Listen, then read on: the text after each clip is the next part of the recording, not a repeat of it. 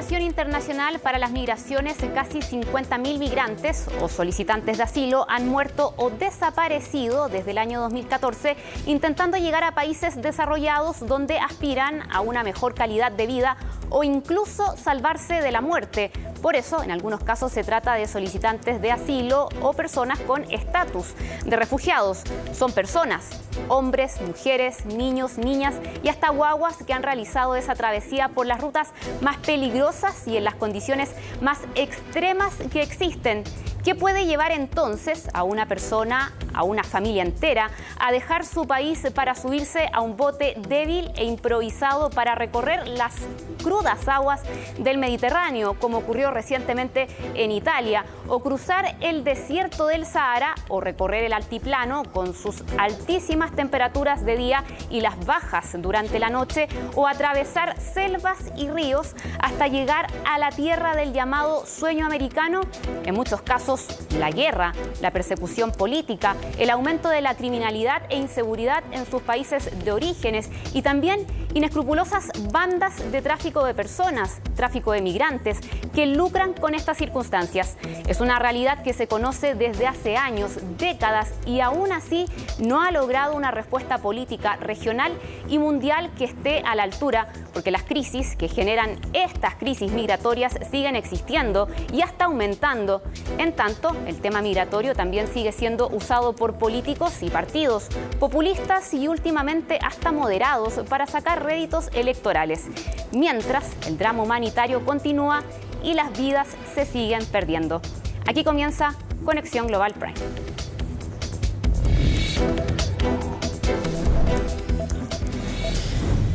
Claro, porque este programa lo queremos dedicar al estado de las crisis migratorias en el mundo, acá en nuestra región, en otros continentes, por cierto, también en Europa, donde conocíamos durante el fin de semana el naufragio que costó la vida de una decena de personas en las costas italianas. Y vamos a revisar precisamente un mapa que nos muestra cuáles son las rutas migratorias más peligrosas que existen en la actualidad. Por cierto, la más peligrosa es la del Mediterráneo, donde precisamente ocurrió la tragedia durante este fin de semana en las costas italianas con esta embarcación de madera que salió desde Turquía. En muchos casos, precisamente por esa ruta, se viaja en embarcaciones improvisadas, sobrecargadas de personas. En este caso, se habla incluso de lo ocurrido al fin de semana, me refiero, que era un bote que iba con casi 200 personas. Las rutas desde donde salen para llegar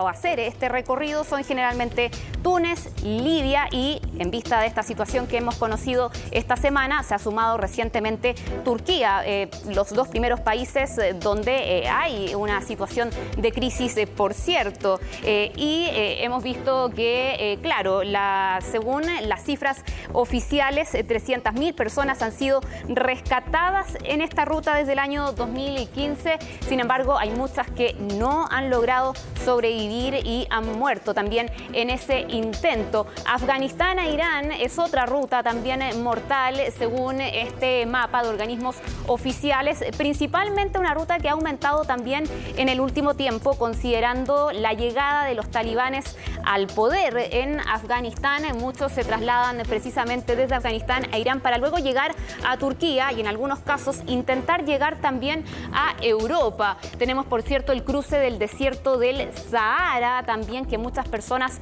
atraviesan, donde también son lamentablemente víctimas de bandas de traficantes de personas y, por cierto, también es una ruta muy peligrosa por las condiciones adversas que atraviesan. También el cruce del Cuerno de África a Yemen, por cierto, y la ruta del Atlántico a Canarias. Me quiero detener acá, en el cruce fronterizo entre Estados Unidos y México, con 3.761 muertes también relacionadas. Eso considerando que es una situación que tiene efectos en la región. Sabemos que ese desplazamiento se puede dar desde zonas muy al sur u otras también en la región, y es una ruta bastante inhóspita considerando que en muchos casos se atraviesan selvas, se cruzan ríos. Hemos visto también recientemente en los últimos meses cómo algunos intentan en camiones transportarse y lamentablemente son condiciones también extremas donde arriesgan la vida y terminan falleciendo. Parte de las rutas a nivel mundial de esta crisis migratoria, pero recordemos que no en todos los casos estamos hablando de migrantes, de personas que por voluntad propia deciden dejar porque ya sea por búsqueda de un trabajo u otras situaciones, sino que en muchos casos lo que está acá en riesgo es la vida y por eso también emprenden estos viajes, ya lo decíamos, riesgosos y en condiciones muy extremas. Bueno, el siguiente compacto que ha preparado nuestra compañera Laura Soto resume precisamente lo que ha acontecido en los últimos meses en algunas de estas rutas que hemos nombrado y en algunas de las crisis migratorias que existen actualmente en nuestro planeta.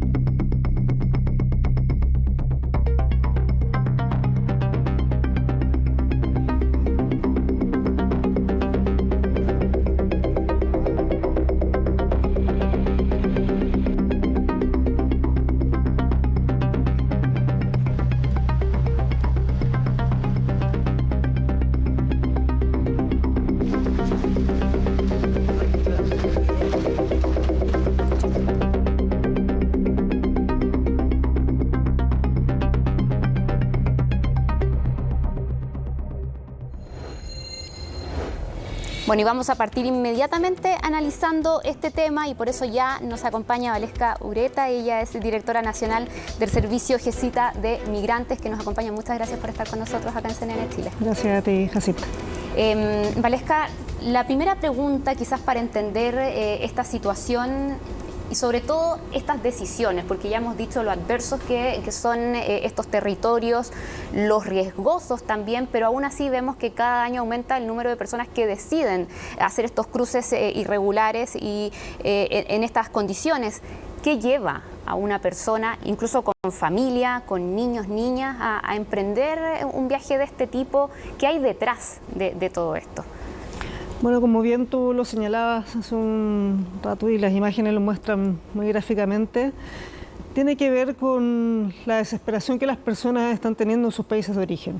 Desesperación que puede tener que ver con la violencia que se está viviendo ahí, con las crisis humanitarias, políticas, sociales, económicas que no hacen posible la subsistencia en los países de origen.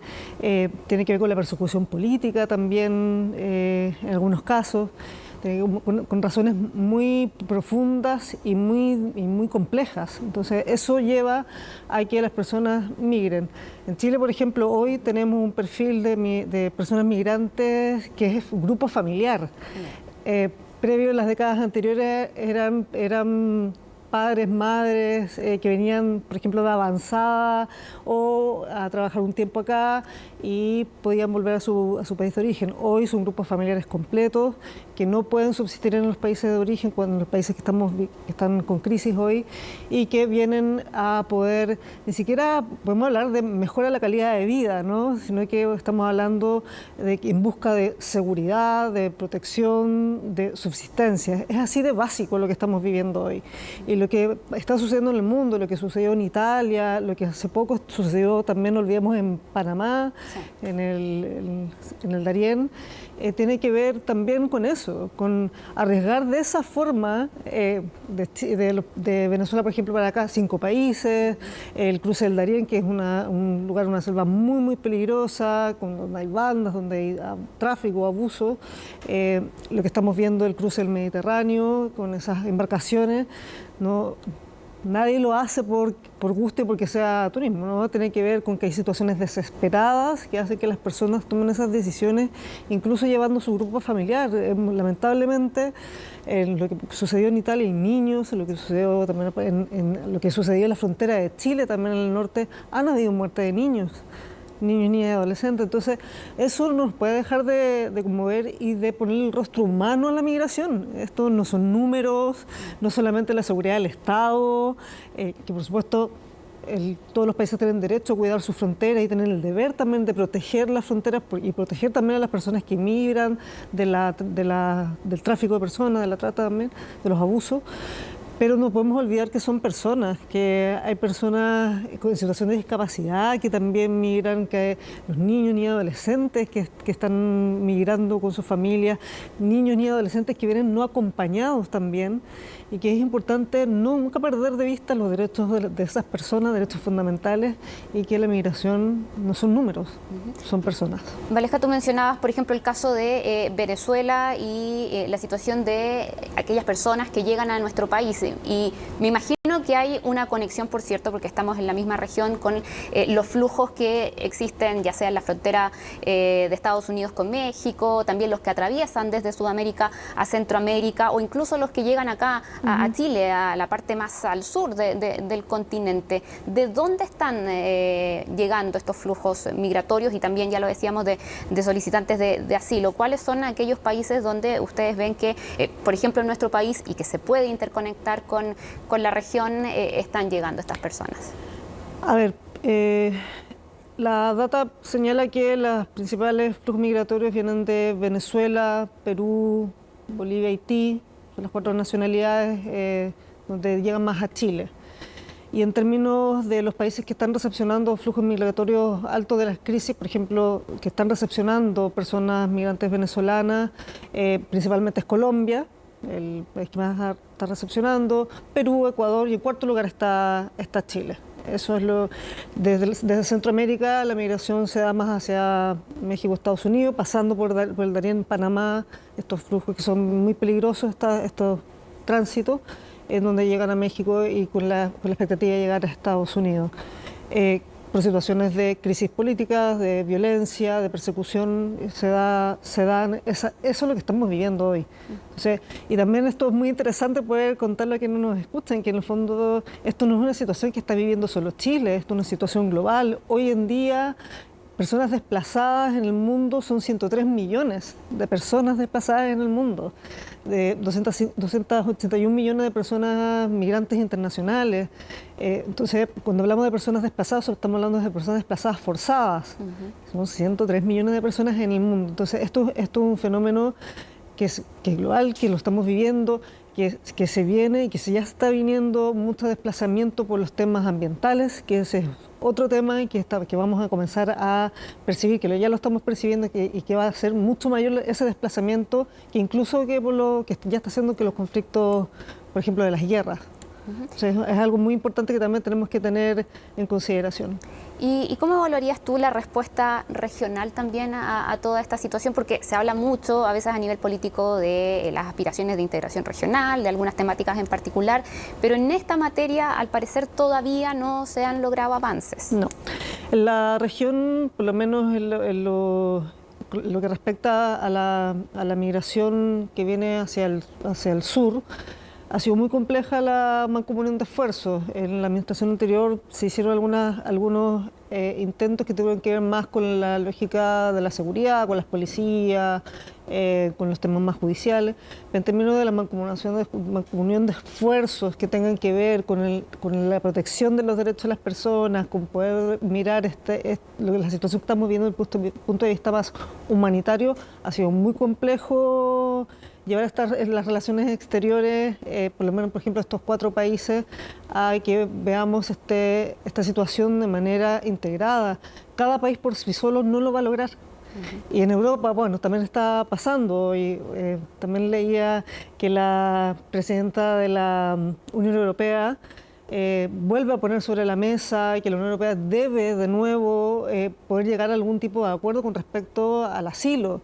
Y aún así con esa institucionalidad no han logrado. No lo ha logrado, pero se vuelve a poner el tema, pero hay países como Italia, en donde hay políticas de antimigración muy fuertes. De hecho, incluso ahora hay una ley hace poco tiempo aprobada con respecto al actuar de las ONG con respecto a las personas que están migrando, que las vayan a rescatar al mar. Entonces, hay mucha tensión, sobre todo también tú lo planteaste, con los grupos más radicales, en donde no se hace tan... Y también hoy... lamentablemente hay un consenso en mirar solamente desde el punto de vista desde la seguridad, de la militarización, pero uno tiene que hacerse la pregunta si esas son las mejores medidas, porque si miramos hacia atrás, por lo menos en Chile, cuando se ha militarizado la frontera, no hemos tenido los resultados que se esperan. Entonces, eso es importante hacernos esa pregunta, si eso es una medida y solamente esa medida va a resolver el problema. Nosotros pensamos que es mucho más profundo y mucho más multidimensional el fenómeno para poder tomarlo de varias aristas y no solamente de una. Ahí me quería detener, de hecho, también con lo que mencionabas, y lo veíamos en las imágenes recientemente, lo que ha ocurrido en los últimos días en la frontera norte del país con este despliegue militar. ¿Cómo evalúan ustedes eso? Y además, no sé si dentro de las voces también con las cuales se trabaja precisamente en plantear esto como una política de Estado, se ha conversado también con ustedes. Mira, nosotros, como te decía, creemos que es una medida que en sí misma hay que observarla, o sea, no podemos darle un juicio de valor aún, pero también uno tiene que hacerse esa pregunta. ¿Es la mejor medida con esta situación que es un rostro humano, que la misma ministra Toá dijo, aquí no hay guerra con nadie, estamos ordenando esta situación, que hay personas detrás de esto? Entonces es importante preguntarse. Hay otras medidas, ¿no? Desde la inclusión, desde los instrumentos que tiene Chile también, la regularización de la condición jurídica de las personas, que puede ser a través de las visas o a través del reconocimiento de refugio, que son medidas que también permiten, por una parte, proteger a las personas y que estén de manera regular en Chile, y por otro lado, saber justamente quiénes están ingresando a Chile. Entonces, si no tenemos esos mecanismos instalados, no estamos otorgando las visas, porque, por ejemplo, los consulados no están dando abasto, no están pudiendo implementar estos procedimientos, tenemos que hacernos cargo de eso, para que las personas puedan entrar de manera regular a Chile, podamos saber quiénes están ingresando, puedan incluirse y no tengamos esta migración que no está siendo segura, ordenada y regular como todos queremos. Entonces, desde ahí es importante que estas medidas se evalúen desde esa lógica. Hay otros caminos también posibles y si miramos hacia atrás, la militarización no ha dado los resultados que estamos de nuevo en el mismo punto habiendo militarizado antes. Entonces eso es muy relevante. Nosotros como Servicio Jesuita Migrantes junto con otras organizaciones migrantes y promigrantes participamos del Consejo de la Sociedad Civil, que no es vinculante, pero que en el fondo va acompañando y va dando sugerencias a la autoridad con respecto a los temas. En algunas cosas puede ser que nos escuchen, otras cosas y sentimos que hoy que las cosas más medulares no estamos siendo tan escuchados. Estamos esperando que salga la Política Nacional de Migraciones, que es otra forma también de concretar algunas acciones que son importantes en la política migratoria en Chile, pero sin esa política que le da más cuerpo y le da más concreción a la ley de migraciones. También estamos ahí como esperando y no pudiendo mucho avanzar para ver cómo eso finalmente en el terreno se va viendo y se va implementando para poder hacer los ajustes necesarios en donde podamos implementar esta ley que se pensó desde los derechos fundamentales. Veníamos saliendo de una ley que estaba hecha en dictadura y que no estaba pensada bajo los derechos humanos, y esta ley sí pretendía avanzar hacia allá, que Chile avanzara a ese respeto y se consensuó que estuviera basada en los derechos fundamentales. Valesca, ¿ustedes ven que el tema migratorio se está politizando en nuestro país a nivel como ocurre en otras naciones? Pienso en Estados Unidos, en Europa, sobre todo, especialmente con algunos discursos que vinculan, por ejemplo, migración con delincuencia. ¿Cómo lo ven ustedes? Como te comentaba, en este espacio que tenemos con la autoridad, algunas organizaciones no hemos sido consultados con respecto a las medidas que se están tomando. Y con el tema que tú mencionas, creemos que hemos tenido diálogo, pero no hemos llegado a poder convencer a la autoridad de que le hace muy mal al país que haya desde la misma autoridad discursos o narrativas que relacionan a la migración con la criminalidad. Nosotros siempre hemos dicho que es muy importante decir que estamos muy de acuerdo con la persecución del delito, por supuesto que sí, y hay que perseguirlo, hay que sancionarlo, pero esto trasciende al tema de la nacionalidad. Las personas migrantes que llegan a Chile, su gran mayoría, también lo han dicho las autoridades del Poder Judicial, vienen a aportar, vienen a buscar seguridad, al igual que todos los nacionales. Aquí estamos personas que queremos vivir en paz en un mismo territorio. Y hay personas que obstaculizan ese deseo, ¿no? Y que no hacen posible que estemos tranquilos, ¿no? Con una percepción de la seguridad de nuestro país. Entonces, creemos que para nosotros el relacionar la criminalidad con migración le hace mal al país, le hace mal a un país que debe avanzar a ser un país que... Y los datos y las cifras nos muestran aquello. Que un país que pueda incluir, un país que no caiga en la discriminación, en la xenofobia. Entonces, necesitamos que podamos ir avanzando en narrativas que vayan poniendo su justa dimensión y que vayan poniendo y trascendiendo al tema de la nacionalidad con respecto al tema de la criminalidad. Entonces, desde ahí creemos que es importante que los medios también, y por eso yo agradezco mucho de la invitación, que los medios también sean responsables en cómo tratan este tema, y que la autoridad, por sobre todo, sea muy cuidadosa en cómo trata este tema, y que es muy sensible, por supuesto, para la ciudadanía. Nosotros empatizamos muchísimo con lo que está ocurriendo, por ejemplo, en la macrozona. Por supuesto que empatizamos, pero también aquí hay una falta de Estado, y cuando hay falta de Estado, sucede que el narcotráfico se toma las poblaciones, que el crimen organizado se toma las poblaciones. Aquí sabemos que en Santiago y en todas las demás regiones hay poblaciones que están tomadas en muchísimos tiempos por bandas criminales, por organizaciones delictuales, y eso trasciende a la migración. Entonces es importante también hacer que el Estado y que el Estado entienda que cuando no está, se producen estas problemáticas y estas complejidades que podríamos evitarlas con buenas políticas públicas, con un tratamiento multidimensional de estas situaciones que no solamente se resuelven con una medida. Valesca, muchas gracias por esta conversación con CNN Chile para profundizar precisamente en este tema. Muchas gracias a ustedes. Buenas noches. Bueno, y vamos a ahondar en uno de los temas también que ha causado conmoción y que se relaciona con lo que vamos a analizar en este programa, que tiene que ver con este naufragio que ocurrió en las costas italianas, donde más de 60 personas han muerto. Y vamos a tomar contacto precisamente con ese país, con el periodista italiano Guido Gazzoli, que nos acompaña ya a esta hora acá en CNN Chile. Le agradecemos el tiempo y el espacio para conversar sobre esta noticia que ha causado gran conmoción mundial también. Sí, buenas tardes a ustedes.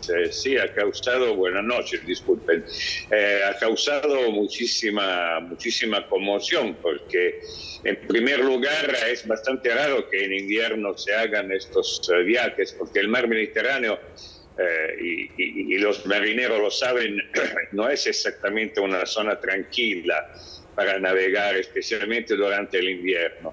Y llama la atención como puede ser navegada por un barquito de madera muy frágil y también en condiciones verdaderamente muy feas, que prácticamente ha salido desde Turquía, o sea que ha cruzado toda Grecia, vuelvo a repetirle, toda Grecia, isla y todo eso, sin ser mínimamente detectado, que fue detectado en dificultad por un avión, y el avión dio la alarma y la alarma fue captado por las autoridades italianas que dieron la alarma en toda esa zona, el Mar Ionio, porque generalmente los tráficos de seres humanos, y hay que llamarlo con su nombre, se hacen generalmente desde Libia y Tunisia hasta Sicilia, que es el tramo más corto.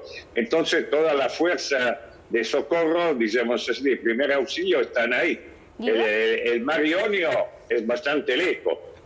Guido, ¿y cuál es la última información que se tiene en estos instantes? Porque sabemos que estaban realizándose ya desde el domingo labores de búsqueda y de rescate. ¿Qué es lo último que se sabe? Lo último que se sabe es que prácticamente el barco había sido detectado y la fuerza de auxilio se movieron, pero prácticamente no llegaron a tiempo, porque como le vuelvo a repetir, el área del Mar Ionio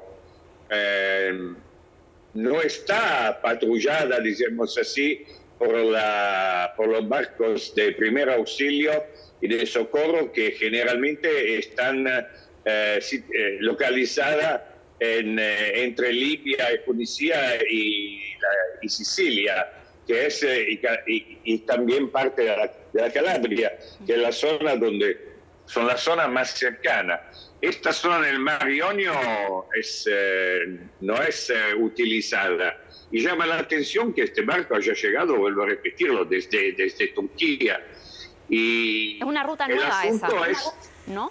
Decimos así que es una ruta nueva, pero es una cosa, hace años que me ocupo de este asunto.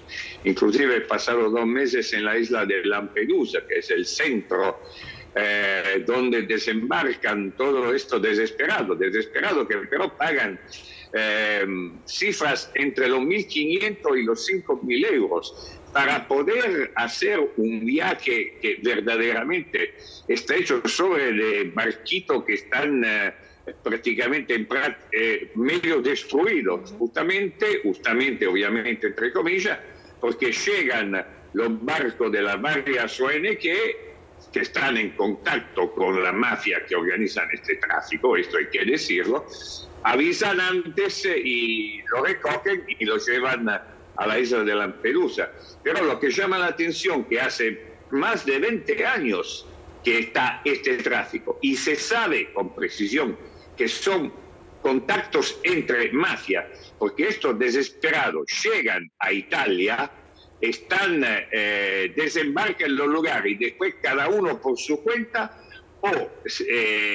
el grupo, si es localizado por las ONG, se lleva a lugares a refugio que a veces son manejados por la misma mafia, y luego te encontrás estas personas trabajando en los campos a recoger tomates y verdura a 2 euros prácticamente la hora. Y entonces es un tráfico verdaderamente de esclavos, y la Unión Europea hasta ahora no ha hecho absolutamente nada, acusando a Italia de no ocuparse del asunto y de no abrir su puerta a esto que son tráficos clandestinos, porque una persona puede llegar, además con el monto que paga por estos viajes de la muerte, puede llegar tranquilamente, digamos así, en avión y pedir asilo si se encuentra en una situación que viene de un país en guerra.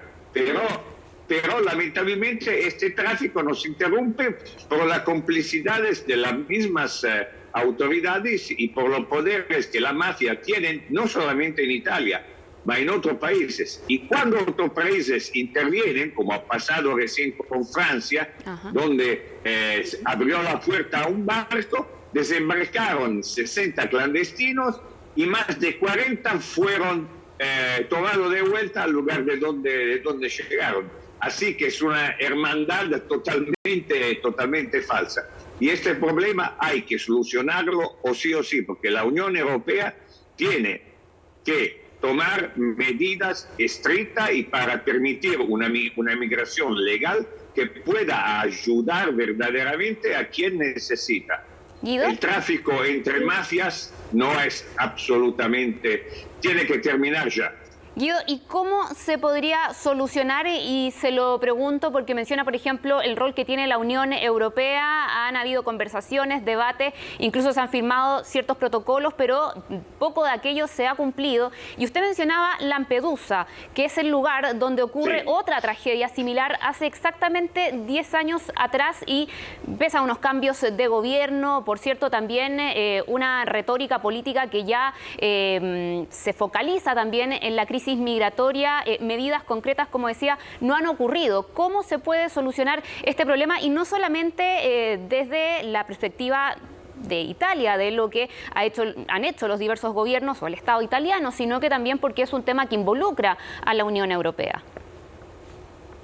Solucionarlo es bastante simple.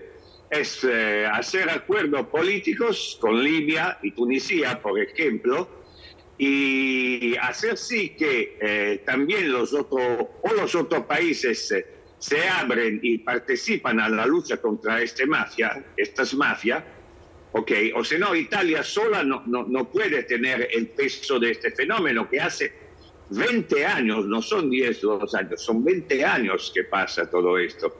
Y hasta ahora Malta ha hecho la vista gorda y ha cerrado todos sus puertos.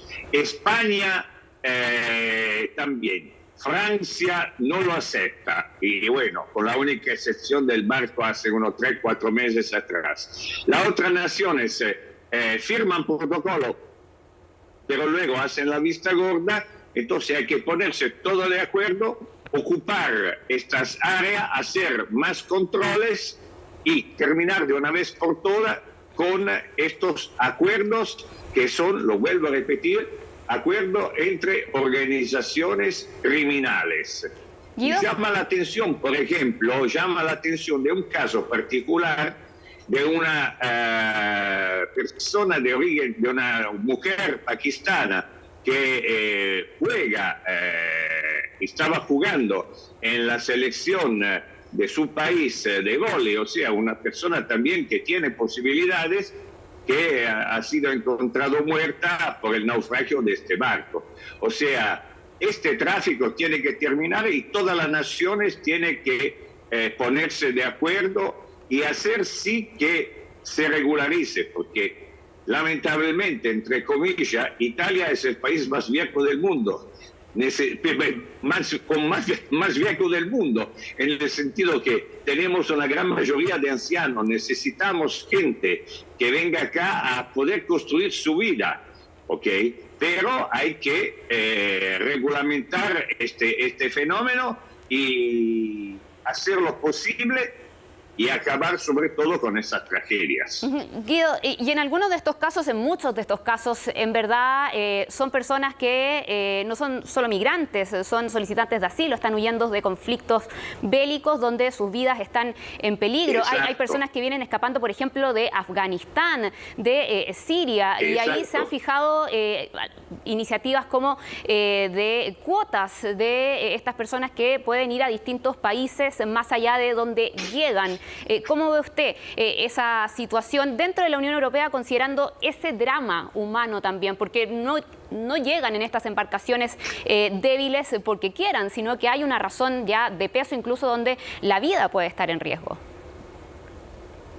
Mira, sí, la vida puede estar en riesgo, pero cuando te embarcas desde la Turquía, el riesgo disminuye. Entonces, vuelvo a repetirlo, hay que hacer sí que se firmen acuerdos con países como, por ejemplo, vuelvo a repetir, la Turquía, para que este fenómeno se pueda reglamentar, porque es totalmente criminal seguir con contactos entre mafias, porque la mafia que pone las personas y estos refugiados en el barco está extremadamente conectada con la mafia que después acá le abre la puerta y le brindan trabajos verdaderamente como esclavos, y hay que perseguir todo esto. Pero, vuelvo a repetirlo, con las palabras estamos todos ricos, somos todos fenómenos.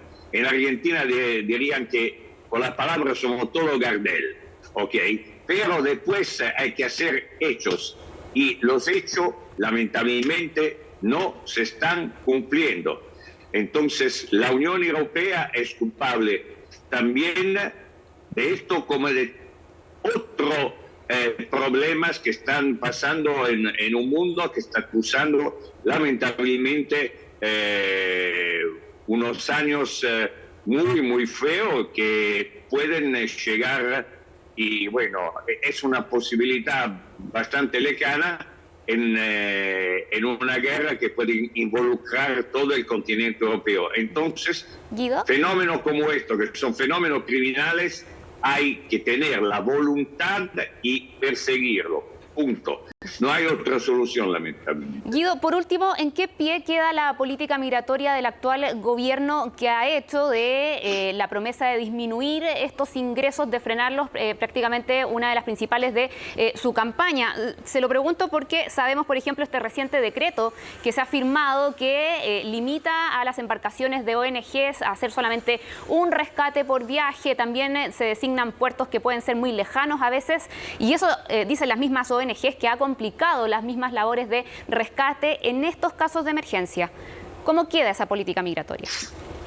Sí, la política migratoria de este gobierno, como la política migratoria de los otros gobiernos, que hace 20 años que este fenómeno sigue, entonces algún error está, ¿ok? Y ellos hacen esto porque es notorio que prácticamente las ONG tienen contacto con estas organizaciones, ya lo dije antes. Entonces hay que limitar este fenómeno, cancelarlo por completo y hacer sí, que vuelvo a repetirlo, también los otros países abran sus puertas cuando pasan esto, pero básicamente la Unión Europea se tiene que poner con acuerdo, vuelvo a repetirlo, con Libia, Tunisia y con Turquía. Por ejemplo, Alemania lo hizo, le dio a Turquía miles de millones de dólares para no dirigir este tráfico vía tierra hacia Alemania, por ejemplo. Pero esta no es la forma de solucionar el fenómeno. El fenómeno tiene que ser solucionado de la base. O sea, brindar a estos refugiados una posibilidad segura de poder empezar una vida de calidad en otros países. Lamentablemente, este tráfico se tiene, lamentablemente no, obviamente, estos tráficos clandestinos y mafiosos tienen que terminar o sí o sí. O sea, se tiene que registrar un fenómeno en el cual el refugiado, que muchas veces, casi en su totalidad, pero se escapa de situaciones de guerra extrema, pueda ejercitar su derecho de tener puertas abiertas y empezar una nueva vida de calidad en el viejo continente. Guido Gazzoli, muchas gracias por esta conversación desde Italia, así que le agradecemos el tiempo, el espacio para seguir profundizando, por cierto, sobre esta información. Buenas noches, que esté muy bien. Buenas noches a ustedes y un gran arrivederci desde la bella Roma. Bueno, y luego de esta entrevista nosotros nos vamos a un pequeño corte, pero ya regresamos con más Conexión Global Prime, analizando qué está sucediendo con las crisis migratorias a nivel mundial.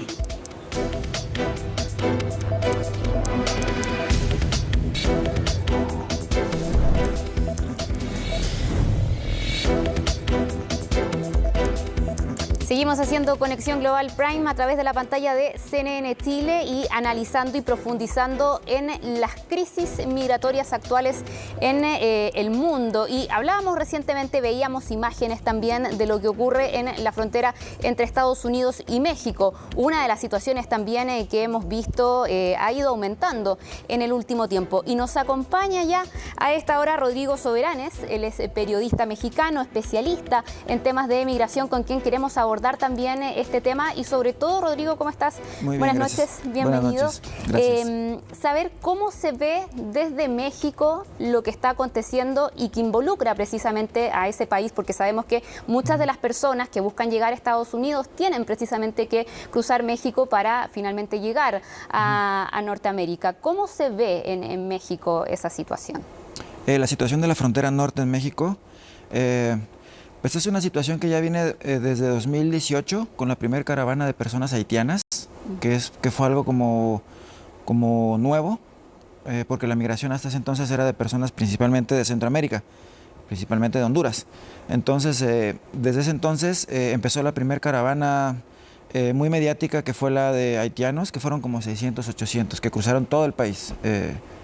Bueno, antes creo que venían de Chile. Entonces, todo está conectado ya, ¿no? La migración ahora es así. Y después vinieron ya más caravanas. O sea, ellos como que mostraron el camino para viajar de manera segura, porque es muy peligroso México para los migrantes. Y desde ese entonces se empezó a hacer un gran cuello de botella, principalmente en Ciudad Juárez y Tijuana.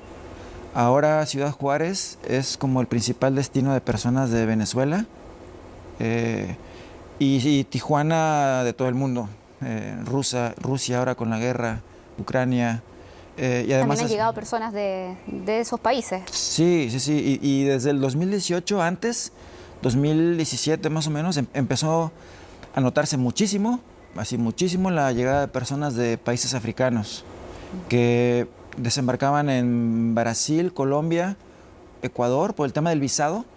O sea, es como que eso es lo que los guía. Y subían por tierra hasta México. Después vino la crisis de Nicaragua, ¿no? Entonces todo el tiempo está muy álgido el tema migratorio en México desde hace muchísimo. Y la respuesta gubernamental, porque además es una situación que depende mucho de lo que plantee Estados Unidos, lo que quiera negociar Estados Unidos, y que necesita, por cierto, la venia de México, pero da la sensación que depende muchísimo de lo que quiera el gobierno estadounidense. No, es que sí, es como tú lo dices, tal cual. Yo lo vi, yo te puedo contar lo que vi, por ejemplo, con el polémico programa de Remain in México, o Quédate en México, que impulsó Donald Trump, donde puso a México como un tercer país seguro, ¿no? Entonces, públicamente el presidente mexicano decía que no lo aceptaba, pero en los hechos habían campos de concentración, yo los vi en varias partes, pero principalmente en Reynosa, que es frontera, o sea, estaba el río Bravo y junto estaban las carpas. Y eran miles de personas, y Reynosa en el estado de Matamoros es de los lugares más peligrosos que hay por el tema de la delincuencia organizada. Estaban ahí personas pues prácticamente abandonadas por los estados, ¿no? Ese fue uno. Después vino el programa, ese fue muy, muy polémico por el tema humanitario, muy, muy polémico. Y después vino el tema del Título 42, con estos famosos aviones que volaban sobre todo de McAllen hacia el estado de Tabasco, que es frontera sur de México, y Tapachula, que es como la Tijuana del sur de México, haz de cuenta, actualmente. y eran vuelos de personas que detenían, por ejemplo, en Texas, volaban hacia San Diego, los pasaban a Tijuana y tomaban un avión el mismo día y aparecían en Centroamérica. Y nada más les daban un papel y son procesos que ni siquiera existieron administrativamente, ¿no? ¿Y qué pasa con este nuevo plan que ha planteado recientemente Joe Biden? Porque incluso se le ha comparado con una política casi o más dura que las que había presentado anteriormente Donald Trump. Es un plan que busca primero que la solicitud de asilo se haga en el exterior, no en la frontera o no en el interior del país, y si ocurre algún ingreso irregular, se veta cualquier tipo de solicitud que vaya a haber en el futuro. Parte de lo que plantea esta iniciativa, ¿cómo lo ves tú? Esta iniciativa, por lo que yo he visto y he platicado un poco con personas de activistas que están en la frontera y tal, es como un Remain in México 2, impulsado por Joe Biden. Hay mucha incertidumbre, ahora sobre todo en Ciudad Juárez. Por ejemplo, hace una semana, si no me equivoco, hubo un rumor por WhatsApp en donde decían que iban a entrar, que iban a dejar entrar a migrantes, ¿no? Eso causó la movilización de decenas de miles de personas en Ciudad Juárez, kilómetros de filas en un punto donde ni siquiera hay entrada.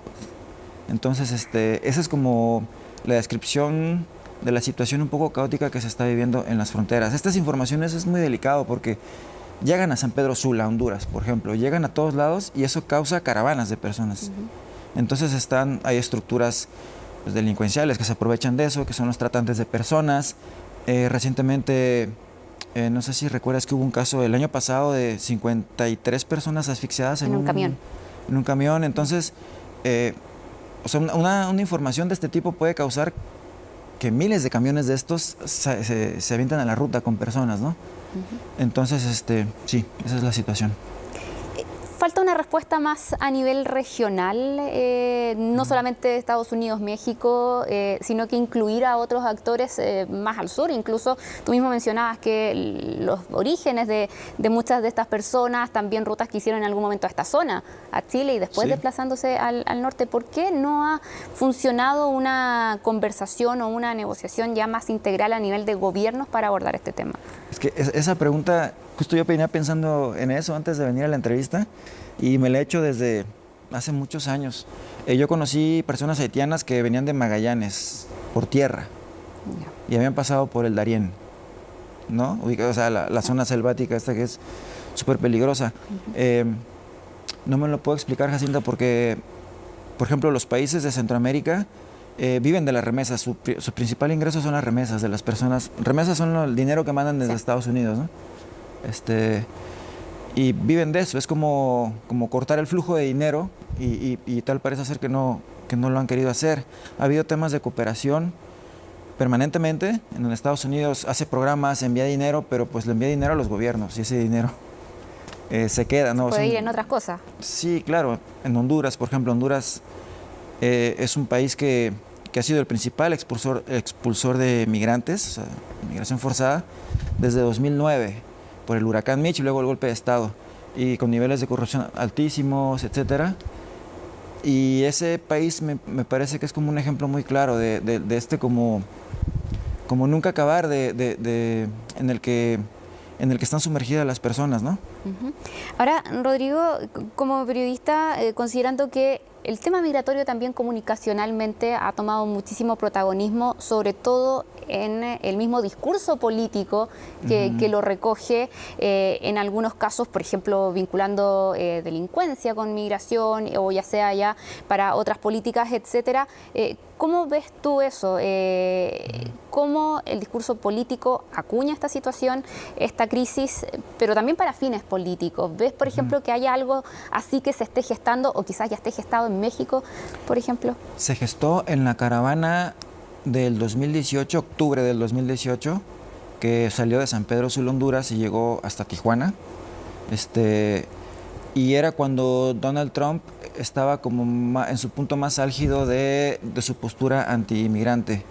Y esa caravana, yo creo que le ayudó mucho, ¿no? Porque era como, ya ven lo que está pasando, yo tengo razón.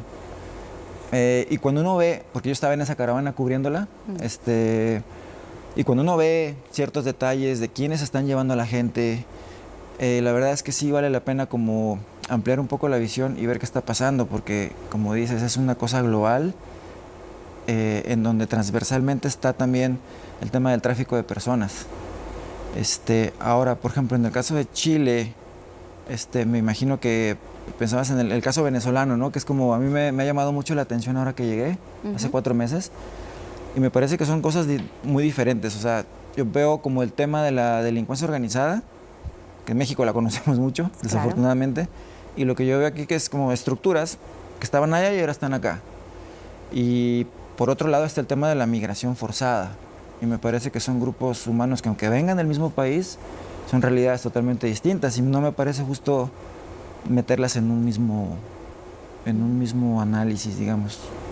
Porque es cierto que hay un aumento de criminalidad, que hay bandas criminales que operan en distintos países, pero es un asunto distinto a los flujos migratorios propiamente tal. Sí, y dentro de la migración yo creo que existen los migrantes, como yo que estoy aquí soy migrante, pero yo no viví una situación de migración forzada, no soy desplazado forzado. Entonces, sí creo que son cuestiones muy, muy distintas. Y también está, ¿por qué no?, el derecho de... A mí me parece que Chile tiene una cultura de paz muy bonita, que yo aprecio mucho. Repito, vengo de un país que está en muchos conflictos. Entonces,